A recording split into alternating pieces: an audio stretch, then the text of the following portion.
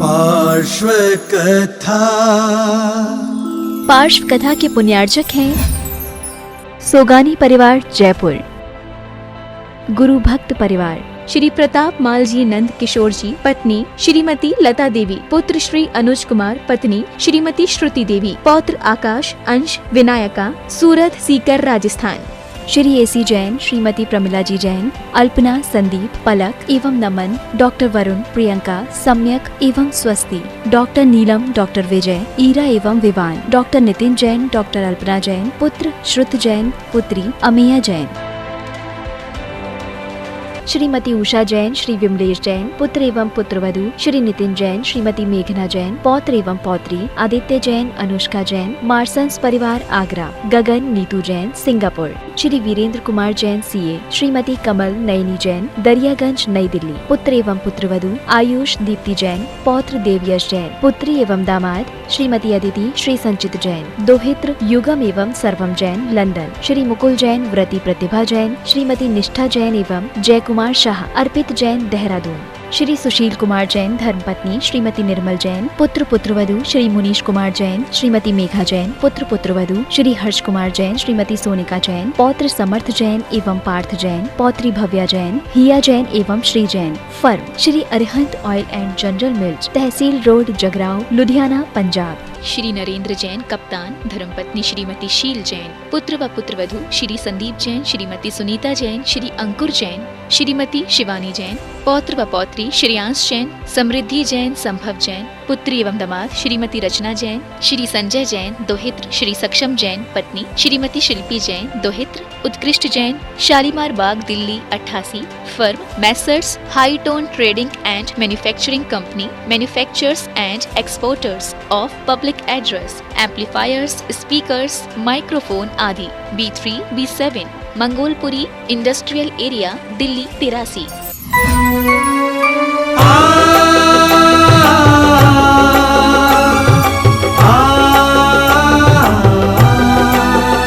श्री पार्श्वनाथ की कथा लौकिक सुनेंगे हम सब प्राणी, और हम योग प्रणेता के श्री मुख से खिरेगी वाणी, और हम योग प्रणेता के श्री मुख से खिरेगी वाणी। बाल ब्रह्मचारी बन जिसने वेश दिगंबर धारा, बाल ब्रह्मचारी बन जिसने वेश दिगंबर धारा, जिनके तप संयम के आगे दुष्ट कमठ भी हारा, ऐसी अद्भुत दिव्य कथा सुन अचरज में सब ज्ञानी, जिन वाणी चैनल पर फिर से सुनेंगे पार्श्व कहानी, और हम योग प्रणेता के श्री मुख से खिरेगी वाणी।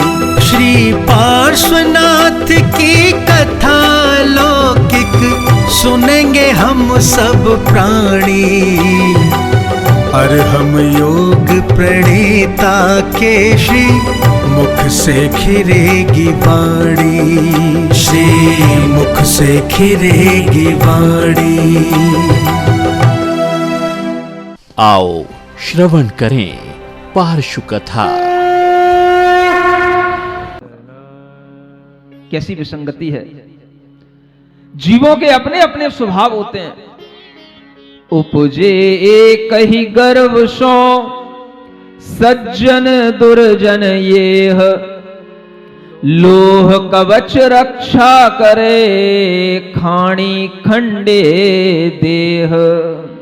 देखो एक उपमा दी जा रही है, लोहा होता है, उसी लोहे के माध्यम से कवच भी बनता है जो कवच रक्षा करने के काम में आता है, और उसी लोहे के माध्यम से छुरी खांडी भी बनती है जिससे दूसरों का कत्ल भी किया जाता है, दूसरों को खंडित भी किया जाता है।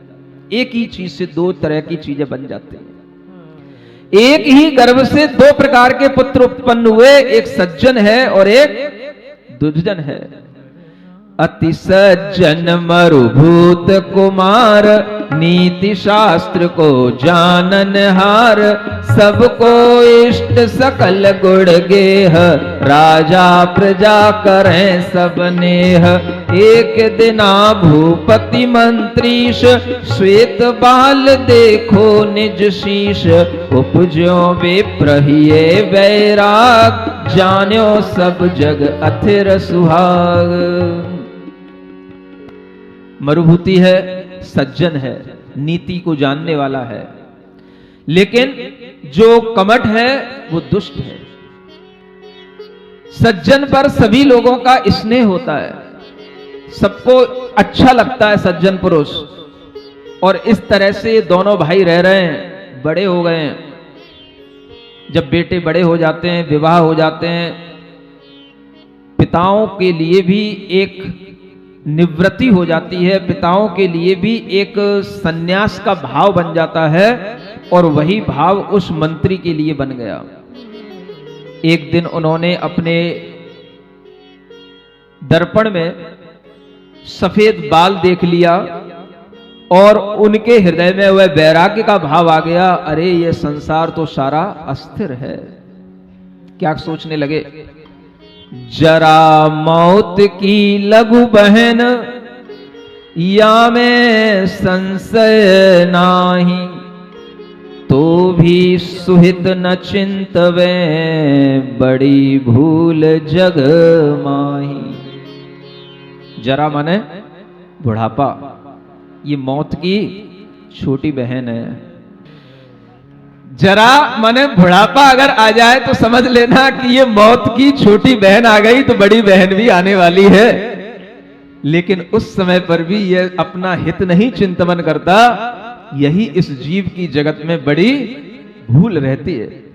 यह विचार मंत्री मन माहि, निज सुत सौंप राय की बाहि, सुगुरु राख जिन चारित लियो, वनोवास आत्म हित कियो। अब मरुभूत वे प्रसुख करे, अहनिश नीति पंथ पग धरे, राजा प्रीति करे बहु भाय, सोम प्रकृति सबको सुखदाय। एक समय आपन अरविंद, मंत्री सेना सहित नरिन, राय वज्र वीरज पर चढ़े, क्रोध भाव उर में अति बढ़े। पीछे कमठ निरंकुश होए, लाग्यो अनीति करन सठ सोए, जो मन आवे सो हठ गहे, मैं राजा सब सो इम कहे।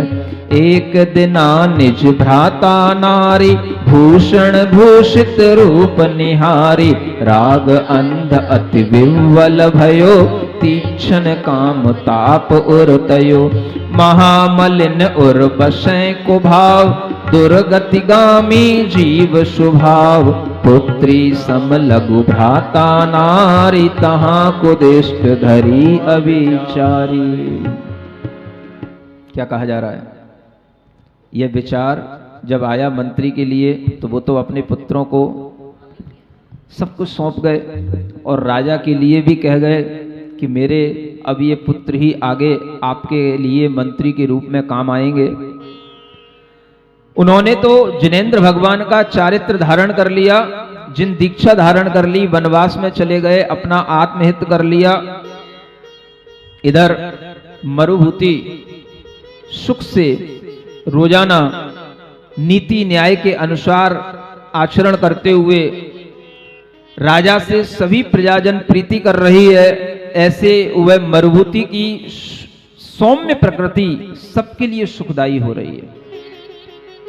एक समय ऐसा आता है कि जब राजा अरविंद अपने मंत्री के साथ में एक और पड़ोसी राजा पर आक्रमण करने के लिए चले जाते हैं, तो ये कमठ ही वहां पर मुख्य रूप से उस राज्य को संभालने वाला मंत्री रह जाता है। दुष्ट तो था ही, निरंकुश होकर के यह सब तरह से अनीति करने लग जाता है, क्योंकि इसे लगता है कि अब मेरे ऊपर कोई अंकुश नहीं है। राजा और मंत्री दोनों पड़ोसी राजाओं पर चढ़ाई करने के लिए चले गए। और उसकी वह अनीति यहां तक पहुंच गई कि एक दिन उसने अपने भाई की पत्नी को भी देख करके राग से अंधा होकर के विह्वल हो गया, काम का ताप उसके अंदर छाने लगा, उसका हृदय मलिन हो गया और उसे यह भाव आने लगा कि इसके बिना अब मेरा जीवन बचेगा नहीं, मुझे इसको पाकर के ही शांति मिलेगी। किसको पाकर? अपने भाई की पत्नी के प्रति उसकी यह कुदृष्टि पड़ी, यह उसकी दुष्टता का एक बहुत बड़ा सोपान था। और इसी दुष्टता को लेकर के वह किसी भी तरह से अपने आप को न पाप से डरा पाया, न अपने आप को पाप से बचा पाया। उसकी वह दुष्टता कहां तक बढ़ती है, हम पढ़ते हैं इसी कथानक में। पाप कर्म को डर नहीं, नहीं लोक की लाज, कामी जन की रीति यह, धिक तिस जन्म अकाज। कुछ नीति वाक्य आप लोगों को याद रखना चाहिए। प्रत्येक लड़के और लड़कियों को इन नीति वाक्यों को ध्यान में रखना है। अगर आप नीति वाक्यों को ध्यान में रखेंगे तभी आप नीति पूर्वक, न्याय पूर्वक, समीचीन तरीके से अपना जीवन जी पाएंगे। कुछ नीतियों की बातें होती हैं और ये कुछ बातें हमें ध्यान रखने योग्य होती हैं कि जब हमारे अंदर काम भाव बढ़ जाता है तो ये हर कामी की यही स्थिति बनती है। कामी जन की रीति, क्या रीति होती है आप देखना, जिसके अंदर काम भाव की तीव्रता आ जाती है वो जीव कभी भी पाप कर्म से फिर डरता नहीं है। पाप कर्म को डर नहीं, वह कितना ही बड़ा पाप कर सकता है, सामने वाले की हिंसा भी कर सकता है, दूसरे के लिए किसी भी तरीके का बदनामी भी कर सकता है, किसी भी तरीके के उसके लिए अपवाद कर सकता है। यह दुष्टता की पहचान है। जिसको पाप कर्म का डर ना रहे और जिसको लोक लाज ना रहे, लोक की लाज को लोक लाज कहते हैं। एक सज्जन पुरुष के अंदर यह लाज भी बनी रहती है कि लोक में, संसार में, समाज में लोग हमसे क्या कहेंगे। यह समझ करके भी बहुत से लोग पाप नहीं करते हैं। यह भी एक सभ्यता है, एक सज्जनता है। लेकिन जब काम भाव की तीव्रता आ जाती है, राग की तीव्रता आ जाती है, तो उस कामी के अंदर लोक लाज की भी कोई चिंता नहीं रहती, पाप का भी कोई डर नहीं रहता कि ये कितना बड़ा हम पाप करने जा रहे हैं, क्या ये हमारे लिए करने योग्य है या नहीं है, ये भी सब भूल जाता है। ये काम भाव की तीव्रता के परिणाम आप आगे और देखें क्या क्या होते हैं। कामी काज अकाज में हो हैं अंध अमेव, मदन मत्त मद मत्त सम जरो जरो यह टेव। पिता नीर पर से नहीं दूर रहे रवि यार, ता अंबुज में मूव अली उरझी मरे अविचार। त्यों ही कुविशन रत पुरुष होय अवश्य अविवेक, हित अनहित सोचे नहीं ये विषन की टेक। जैसे फूल खिलता है और उस फूल में अगर कोई अली माने होता है भौरा आकर के बैठ जाए, तो वो भौरा शाम होने तक भी उस फूल में बैठा रहता है और शाम होते होते यह उसको भी पता होता है कि अब ये फूल संकुचित होने वाला है, सिकुड़ने वाला है, लेकिन वह हित और अहित का विचार न करके उसी में इतना लीन हो जाता है कि वह उसी फूल में बैठा रह जाता है, दब जाता है, मर भी जाता है, लेकिन उस फूल को छोड़ करके उड़ना नहीं चाहता। सुन रहे हो? ऐसे ही काम भावों की तीव्रता में यह जीव किसी की कुछ नहीं सुनता है। कितने ही बेटे बेटियों के सामने प्रसंग आते हैं जब वह किसी भी तरीके की अनीति करने को तैयार हो जाते हैं।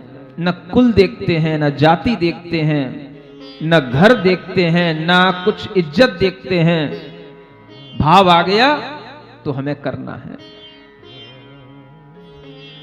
जिस कुल में आप जन्म लिए हो उस कुल में रह करके आपके अंदर अगर यह भाव भी नहीं आया कि हमें अपने कुल की मर्यादा बना करके रखना है, कुल की मान मर्यादा में रहना है, तो आपने कुछ भी नहीं सीखा। हमेशा एक कुल में जिस तरीके का आचरण रहता है, अगर उसी कुल के अनुसार दूसरे कुल में हमारे बेटे बेटियों का विवाह होगा, वो जाएंगी, तभी हमारी कुल परंपरा आगे बढ़ेगी। अगर इस तरह का एक व्यवधान आ जाता है और हम नीच और उच्च कुलों की जो परीक्षा होती है वो भी हम भूल जाते हैं, तो ये हमारे लिए बहुत बड़ा एक हानिकारक प्रसंग बन जाता है। आज समाज को ये चीजें सीखने योग्य हैं, अपने बेटे और बेटियों को ये चीजें समझाने योग्य हैं कि हमारे बच्चे अगर विवाह करके अन्य कुलों में पहुंच जाते हैं तो वो हमारे कुल से तो दूर ही हो गए। हमने ऐसे ऐसे भी प्रसंग सुन रखे हैं। जैन बच्चे, जैन बच्चियां उन कुलों में जाकर के विवाह कर लेते हैं जहां पर मांसाहार होता है। अंडे खाना, मांस खाना, शराब पीना जिनके लिए कोई वर्जित नहीं है, बस सामने वाला व्यक्ति कहता है घर में होता होगा, हम नहीं करेंगे। बेटियां भोली होती हैं, मान जाती हैं। जब उनके ऊपर यह काम भाव तीव्रता से आता है तो उन्हें फिर कुछ नहीं दिखाई देता, और जो सामने वाला व्यक्ति होगा उसके लिए भी काम भाव अगर आ रहा है तो वो उसकी हर बात मानने को तैयार होगा। बेटी अगर कहेगी भी हमारे माता पिता तब नहीं मानेंगे, तब तक नहीं मानेंगे जब तक कि आप यूं ना कह दो कि मैं कभी मांस नहीं खाऊंगा, मैं कभी अंडा नहीं खाऊंगा, मैं कभी शराब नहीं पीऊंगा। तो सामने वाला कहता है मैं बिल्कुल कह दूंगा, तैयार हूं। कोई वो राजा हरिश्चंद्र तो है नहीं है, क्या समझे? कहने को कुछ भी कहा जा सकता है। जब हमारे सामने काम भाव की तीव्रता है तो हम किसी बात पर कोई भी एग्रीमेंट कर सकते हैं, लेकिन वो बातें हमेशा नहीं रहती। सब कुछ विवाह के बाद भुला दिया जाता है और बेटी जहां पहुंच जाती है, जहां रहना पड़ता है, वहां अगर उसकी मां बेटे की कहती है ये बेटी अगर हमारे घर के अनुसार नहीं चल रही है तो इसको लाने का मतलब क्या है, और उस बेटी को फिर वही सब कुछ करना होता है जो उस घर में होता है। ऐसे ऐसे भी प्रसंग सुने हैं। जैन बेटियों को उन घरों में जाकर के मांस भी बनाना पड़ता है और अनेक तरह के उनके साथ बनने वाले भोजन भी बनाने पड़ते हैं, लेकिन जब काम भाव सामने आ जाता है कुछ भी हित अहित का विचार नहीं रहता है। ये समझो इन चीजों को, ये सिखाने की जरूरत है हमें अपने बेटे बेटियों को कि अगर हमारे दिमाग में ये हित और अनहित का कभी विचार नहीं रहेगा तो हम कभी भी बड़े होकर के अपने कुल की मर्यादा के अनुसार नहीं चल पाएंगे। जिस पवित्र कुल में आपका जन्म हुआ है, आपको उसकी पवित्रता बनाए रखने का एक बहुत बड़ा आपके लिए जिम्मेदारी है। आपको उसके लिए उस जिम्मेदारी को निभाना आपका पहला कर्तव्य है। ये हम सभी बच्चे बच्चियों को समझाएं, क्योंकि आज की पीढ़ी सबसे ज्यादा इसी कारण से भटक रही है। देखो, जब यह विचार यहां तक बढ़ जाता है तो कमठ क्या क्या करने के लिए तैयार हो जाता है। आगे पढ़ते हैं। वन में सगन लता ग्रह जहां, गयो कमठ कामातुर तहां, बड़ी वेदना कल नहीं पर, छिन छिन काम विथा दुख करे, कमठ सखा कल हंस विषेक, पूछत भयो दुखी तिस देख, कौन व्याधि उपजी तुम अंग, अति व्याकुल दीखे सर्वंग।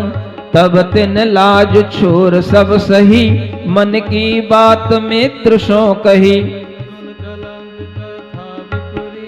शिक्षा वचन अति अयोग कारज यह वीर, सो तुम चिंत्यो साहस धीर। पर नारी सम पाप न आन, पर भव दुख इह भव जस हान। इस ही वांछा सो अग भरे, रावण आदि नरक में परे। जग में जेठ पिता समतूल, बात कहत लाजे नहीं मूल। हट भूल न करो, सुहित सीख मेरो मन धरो। लोक निंद कारज यह जान, धर्म निंद नीचे और आन। वह कमठ जब कामातुर हो जाता है तो उसे इतनी वेदना हो जाती है कि उसे कुछ भी अच्छा नहीं लगता। सुन रहे हो? ये ऐसी वेदनाएं होती हैं जो एक बार अगर उत्पन्न हो जाए तो खाना पीना भी अच्छा नहीं लगता, घर वाले भी अच्छे नहीं लगते, मिलने जुलने वाले भी अच्छे नहीं लगते, सिवाय दिमाग में एक ही विचार, एक ही परछाई, एक ही चिंता ऐसी घूमती है, ऐसी घूमती है कि वो बीमार सा पड़ जाता है, उसको चैन नहीं पड़ता है। ये बहुत बड़ा एक ज्वर है, ज्वर बुखार जैसे आ जाता है वैसे ही इसको काम ज्वर कहा जाता है। और ऐसी स्थिति में उसका एक मित्र है जिसका नाम है कलहंस। क्या नाम था उसका? कलहंस। पूछता है अपने मित्र से, भाई क्यों इतने दुखी दिख रहे हो, क्या तुम्हें व्याधि उत्पन्न हो गई है, क्यों इतने व्याकुल दिख रहे हो? तो अपने मित्र से भी सारी लाज छोड़ करके वो सारी बात कह देता है। और वह मित्र जब ये सुनता है कि ये कितनी अनीति की बात सोच रहा है, कितनी अनीति की बात कर रहा है, तो मित्र उसको समझाता है, पर नारी से बढ़कर के दूसरा इस दुनिया में कोई पाप नहीं है, पर नारी सेवन से बढ़कर के। इसलिए सबसे पहले सदाचरण करने के लिए जैनों के लिए शिक्षा दी गई है, सप्त व्यसन का त्याग होना चाहिए। सप्त व्यसन में पर स्त्री सेवन और वैश्यारमण ये दो व्यसन रखे गए।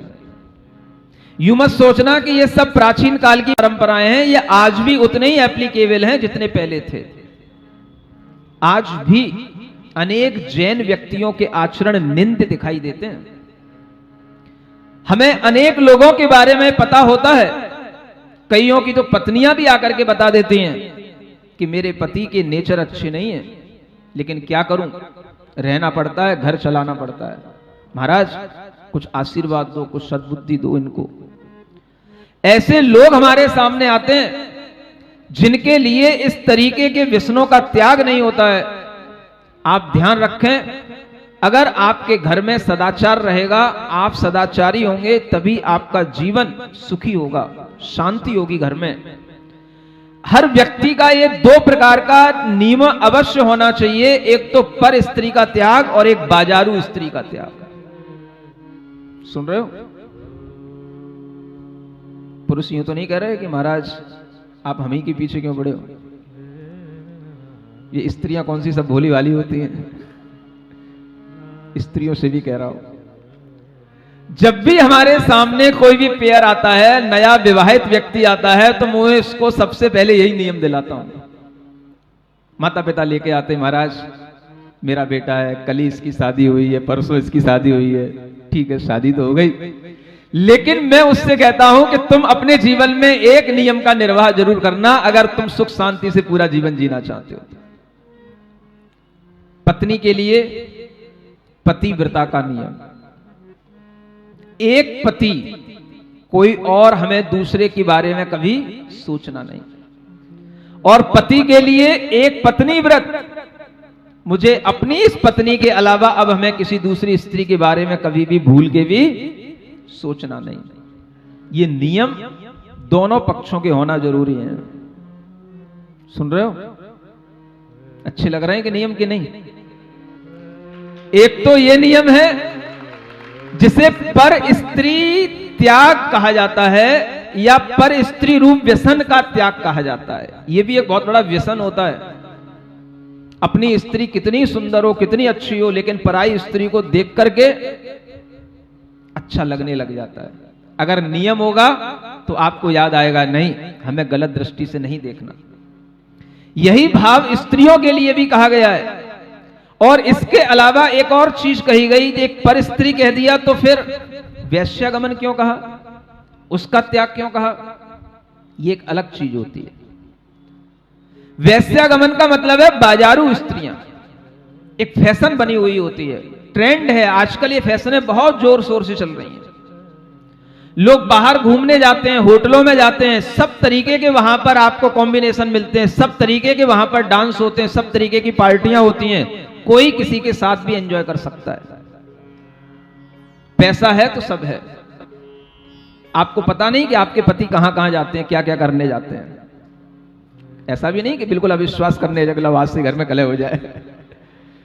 लेकिन मैं चाहता हूं कि इस तरह के दोनों प्रकार के व्यसनों का त्याग, सप्त व्यसन में से आज प्रत्येक जैन व्यक्ति का, जो यहां एक कथा सुन रहा है, पूरा पांडाल भरा हुआ है, हर एक व्यक्ति का इस बात का नियम होना चाहिए कि मैं कभी भी बाजारू स्त्री से और पर स्त्री से कभी भी संपर्क नहीं रखूंगा। इतने लोगों ने हाथ उठाए हैं, मेरा आशीर्वाद सब लोगों के लिए। अपना नियम ये बना करके रखना, तुम्हारी समाज हमेशा उन्नति की ओर जाएगी, तुम्हारे घर में हमेशा सुख शांति रहेगी, कभी भी अशांति नहीं होगी।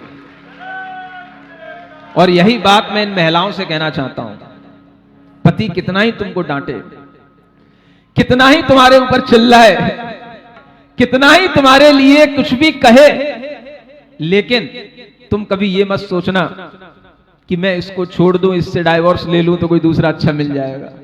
ऐसी गलती कभी नहीं करना। सुन रही हो, बुरा तो नहीं मानोगे?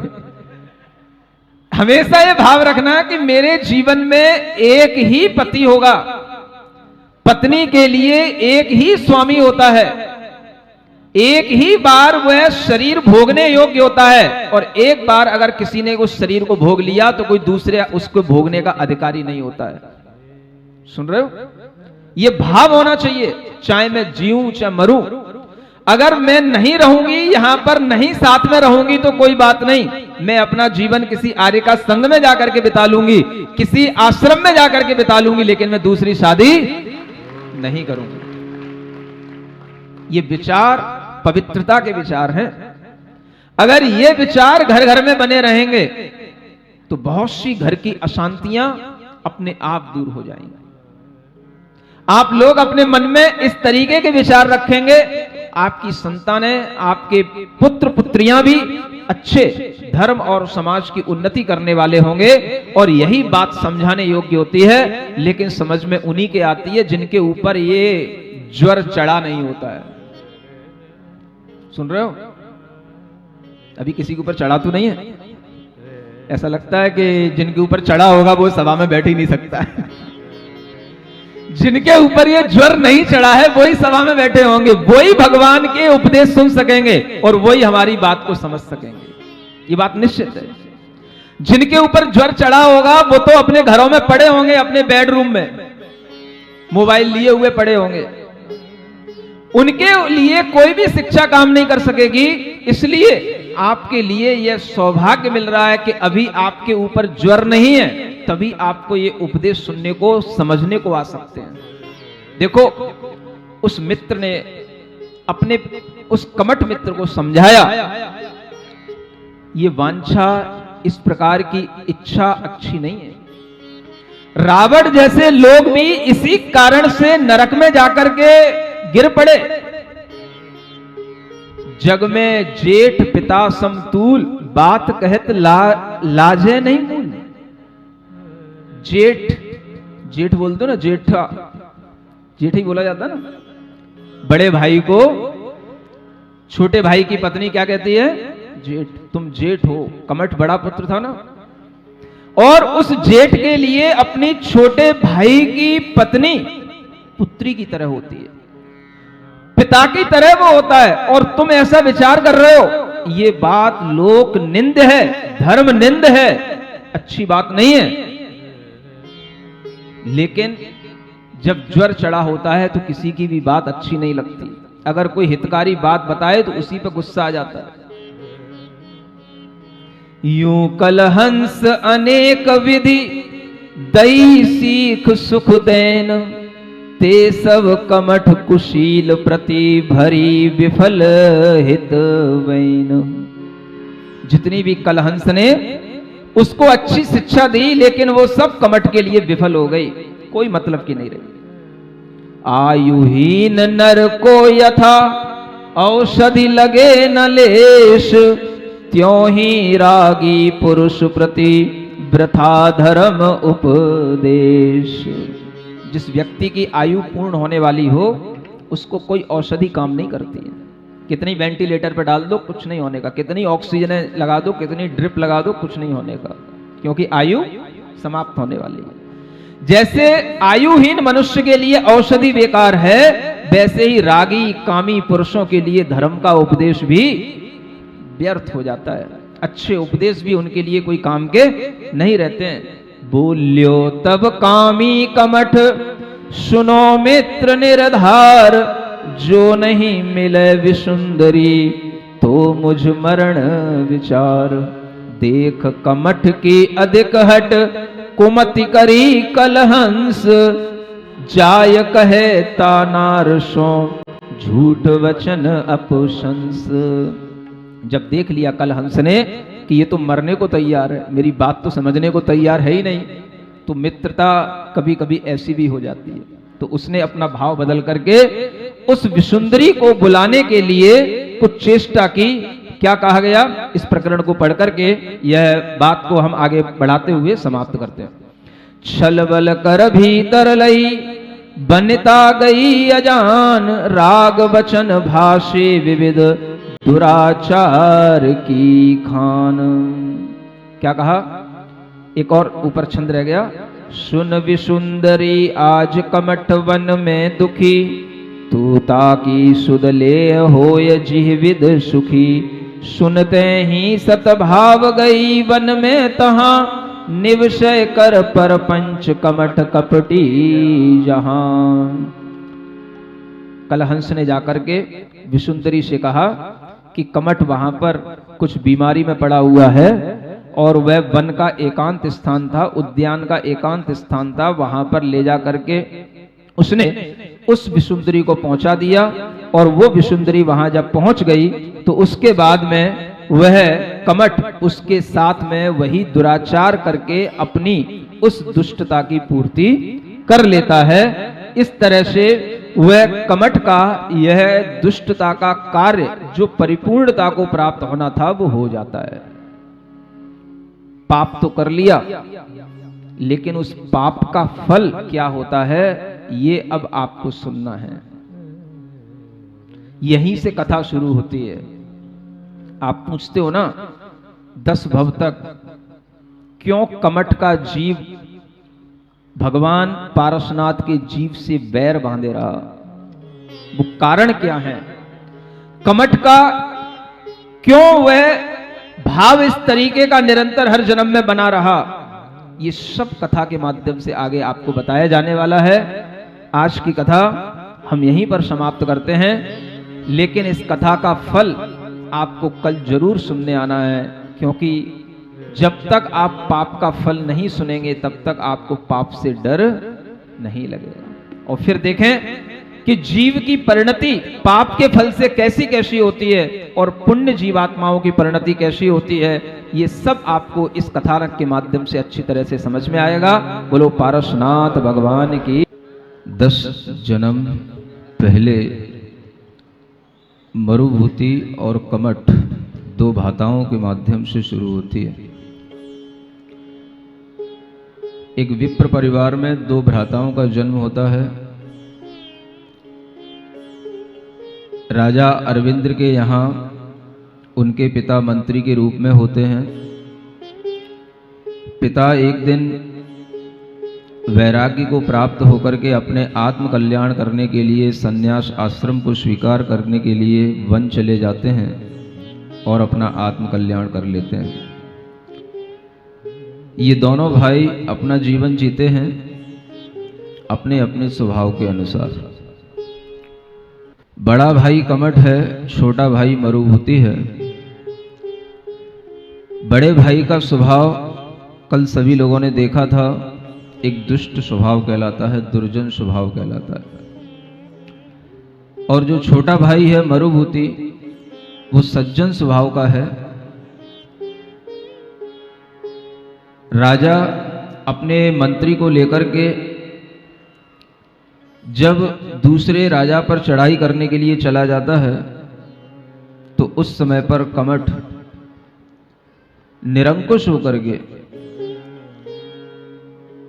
राज्य में आचरण करने लग जाता है, प्रजा को तरह तरह से सताने लग जाता है और अनीति और अन्याय के, अत्याचार के, उसके वह सभी दुर्जन के जो गुण होते हैं वो सभी सामने आने लग जाते हैं। उन सभी लोगों के साथ में रहते हुए एक दिन उसकी दृष्टि अपनी ही पति की पत्नी के ऊपर जाती है और वह काम विह्वल होकर के उसे किसी एकांत स्थान पर बुलाने का बहाना करता है। अपने मित्र कलहंस के साथ में वह उसको बुलाने के लिए प्रयास करता है और उसका मित्र कलहंस भी उसका साथ देता है। किसी भी तरह से वह अपने दुराचार की पूर्ति कर लेता है। यह कथानक आप लोगों ने कल सुना था, बस यहीं से कथा अब प्रारंभ होती है। जब दुष्ट पुरुष अपनी दुर्जनता पूरी कर लेता है और वह दुष्टता उसकी किसी भी तरह से बदलती नहीं है, छूटती नहीं है, तो समाज, राज्य, राजा उसके लिए क्या करते हैं, क्या उसको दंड मिलता है, क्या उसका परिणाम होता है, पाप का फल क्या होता है, ये सभी आपको देखने को मिलेगा। व्यक्ति पाप करता है, पाप करते समय उसे अच्छा लगता है, पाप करना उसकी एक आदत बन जाती है। जब व्यक्ति पाप करने में अपने आप को बहुत ही आनंदित महसूस करता है या अपने आप को बहुत ही उत्कृष्ट समझता है या अपनी मनोवांछा को पूरी करने में अपना हित समझता है, तो उसे बाद में समझ में आता है कि जब उसके लिए पाप का फल मिलता है तो वह पाप का फल किस रूप में मिलता है। यह आप दुनिया में भी देखते हैं।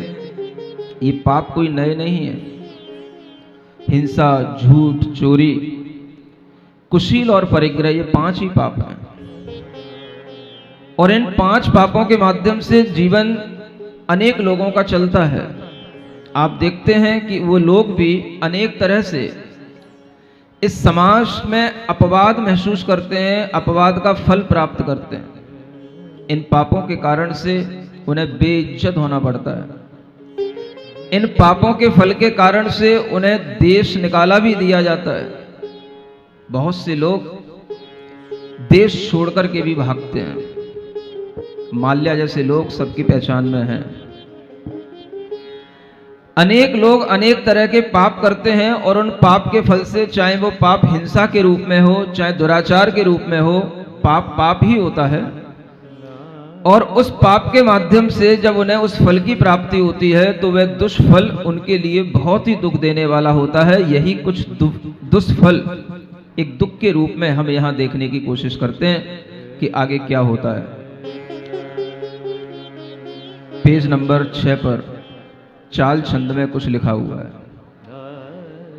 गजमा तो कमठ कलंकी, अग सो मनसा नहीं शंकी, भावज बन करनी रंजो, जिम शीतल रोवर भंजो, रिपुजीत विजय जस पायो, अरविंद नृपति घर आयो, जे कर्म कमठ ने कीने, राजा सब ते सुन लीने, मंत्री मरुभूति बुलायो, ताको सब भेद सुनायो, कहो विप्र सुधि क्या कीजे, क्या दंड इसे अब दीजे, दुज कहे सरल परिणामी, अपराध क्षमा कर स्वामी, जो एक दोष सुन लीजे, ताको प्रभु दंड न दीजे, तब भूप कहे सुन भाई, जो निग्रह योग अन्यायी, तापे करुणा किम हो है, यह न्याय नृपति नहीं सो है। ताते ग्रह गच्छ शयाने, मत खेद ही ये कुछ आने, ऐसे कह विप्र पठायो, तिस पीछे कमठ बुलायो। क्या हो रहा है? कमठ कलंकी हो गया, बहुत बड़ा कलंक उसने अपने जीवन पे लगा लिया। अपनी ही पुत्री समान, अपनी ही बहू समान उस स्त्री के साथ में दुराचार करके उसका अपयश पूरे नगर में फैल गया, पूरे राज्य में फैल गया। राजा अरविंद जब वापस लौट करके आए और कमठ के किए हुए कृत्यों को उन्होंने सुना, तो उन्होंने अपने मंत्री मरुभूति से ही पूछा, इसके लिए क्या किया जाए। मरुभूति कमठ का भाई है और राजा उस मरुभूति से ही पूछ रहा है, और मरुभूति को भी पता है कि उसके साथ क्या हुआ है। आप देखो, भाई एक सज्जनता की कगार पर खड़ा है, एक दुष्टता की कगार पर खड़ा है। सबका अपना अपना स्वभाव है। स्वभाव को बदल पाना बहुत मुश्किल होता है।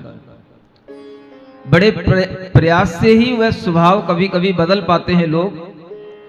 और स्वभाव हमेशा, अगर व्यक्ति अपने संस्कारों के साथ में बचपन से ही, जन्म से ही लेकर के आता है, तो उसका स्वभाव परिवर्तित होना बहुत कठिन हो जाता है। रावण का स्वभाव क्रूर था, तो वह क्रूर स्वभाव उसका जीवन के अंत तक बना रहा। हर व्यक्ति अपने अपने स्वभाव के साथ जन्म लेता है। एक ही घर में विभीषण भी उत्पन्न हो रहा है, रावण भी उत्पन्न हो रहा है, दोनों के स्वभाव अलग अलग हैं।